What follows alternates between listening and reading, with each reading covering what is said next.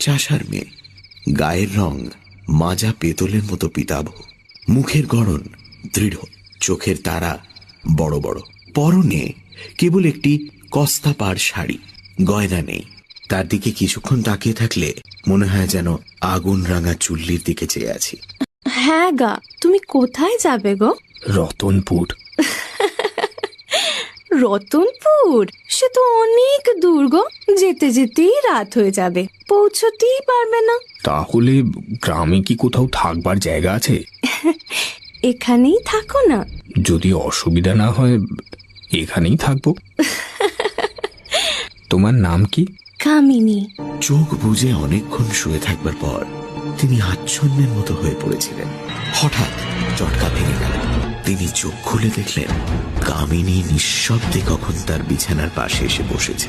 তার মুখে বিচিত্র হিংস্র মধুর হাসি।